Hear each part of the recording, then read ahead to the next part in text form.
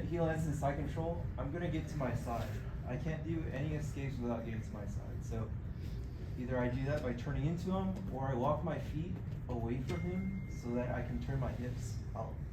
One thing that's happening too is since his arm's connected to my hip, as I move my hip out, it opens up his arm a little bit. I'm literally just trying to pry this elbow open since it's connected to my hip. I walk my feet out and get to my side here. Notice how the elbow is now open, forearm in, start going there. And then my near side arm is going to go into this space here and I'm going to frame against his hip.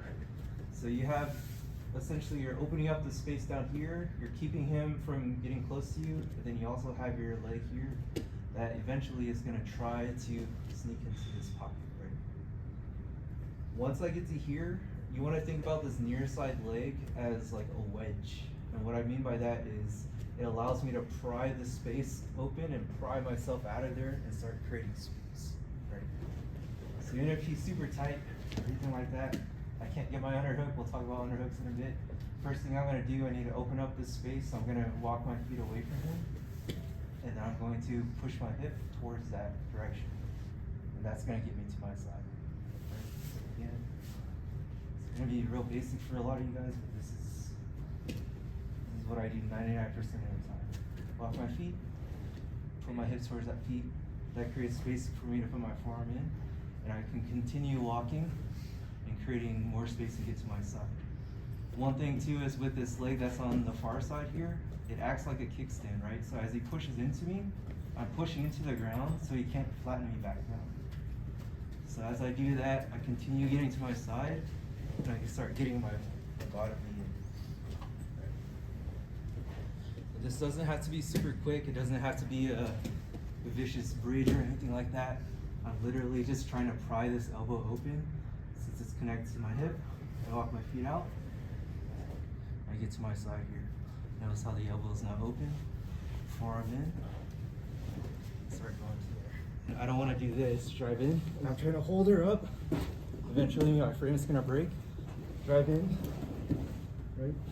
So I'm really just trying to get myself out of there. That's going to drive her head straight down. So you guys can hang out there as long as you need, as long as you keep scooting yourself away and start turning down, face down. That helps a lot. Cool. So let's get to the underhook and then just work on that escape. Here, get to my side. Notice that when I shrug out to my side, it opens up the space here, so I can windshield wiper, get my arm underneath this, and then start getting myself out of here. I feel like he's passing and I'm gonna lose the guard, open guard. My hand stays glued to my thigh. Luis does this really well, right? Because there's a moment where you back up just one step. I want to do this and keep him away, but if I lose that position, I don't want to be out here and trying to do that, and now I'm super flattened out, right? So when I decide to abandon, I need to glue my arm to this thigh here. So I'm keeping him away, and then I lost that position. Immediately, I'm gonna just glue this arm tight to my side, right? So now if he passes and everything like that, it really doesn't matter. My hand's still here, so I can still redirect him, right? So you can play off of his energy in that sense, because they're so focused on passing. A lot of times, if we switch, everyone's super focused on passing, they get to here, and look, get the underhook. This always happens, right?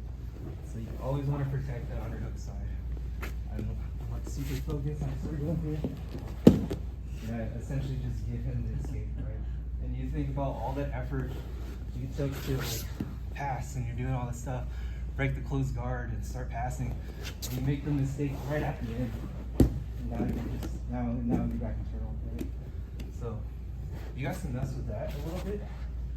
Just do a nice slice pass, and this is a drill for the person on bottom. Let him get his underhook here, and then let him shut you off, and then just switch back and forth.